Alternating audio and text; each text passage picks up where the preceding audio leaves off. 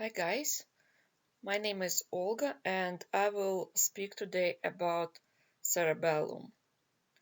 Cerebellum is a part of the brain. It is located on the back of the brain. Uh, Cerebellum by shape resembles a cauliflower and its name comes from the Latin meaning little brain.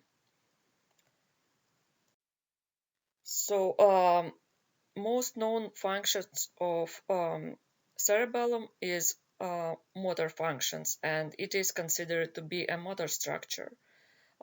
Such ideas came because of investigation of the people who had suffered from cerebellar damage, and they consequently lost muscle control and proper posture.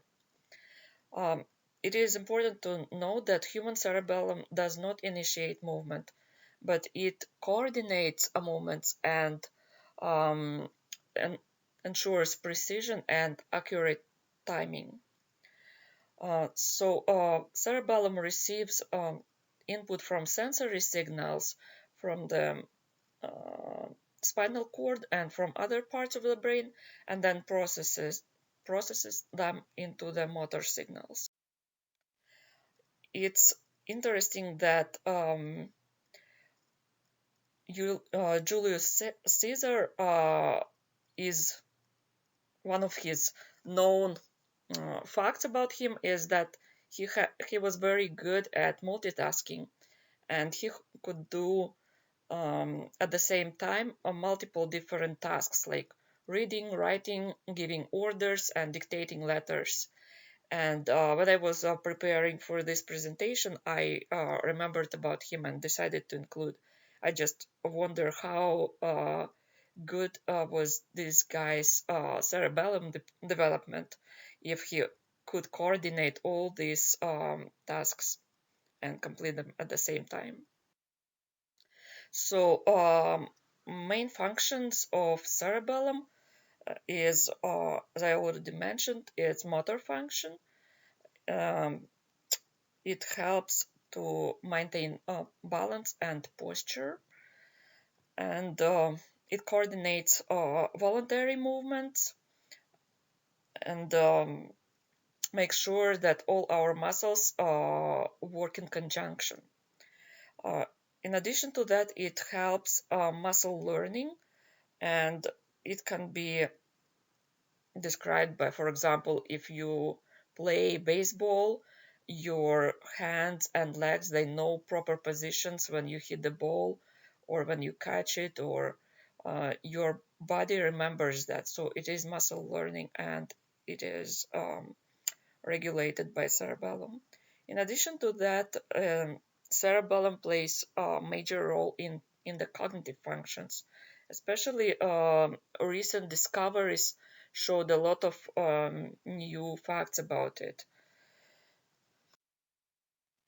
So, for example, anatomical studies done by MRI and other methods show that cerebellum is involved into control of attention, emotions, pain, addictions, in working memory, learning, and language. Uh, Majority of the information that we have about cerebellum comes from people that have one or other damage of the cerebellum. For example, cerebellar lesions.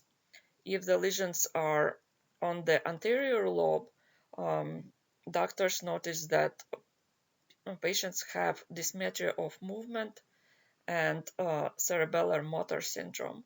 If the lesions are on the posterior lobe, then it affects thought and emotion and called Schmacherman syndrome. So there is thought that cerebellum modulates thought and emotion signals in the same way as it modulates motor control. One of the most known and studied cerebellum dysfunctions is ataxia. It is instability of the gait and posture. Uh, in addition to that, cerebellum plays a key role in effect on cognition, and it is functions are decreased in the people with PTSD. It is also noted that um, dysfunctions of the cerebellum are related to the autism, schizophrenia, and dyslexia. Interesting facts about cerebellum is that it is relatively small and takes only 10% of the brain volume, but it contains over 50% of the total number of neurons in the brain. Cerebellum is able to process incredible amount of information from the motor, cognitive, and sensory neurons. It processes information from the language areas and from the vision areas. Uh, and in order to accommodate all this massive energy flow, um, this, it increases speed of the processing, and it's the most rapid signal processing all out of all areas of the brain is in cerebellum. I thought that it's interesting. Thank you very much for your attention.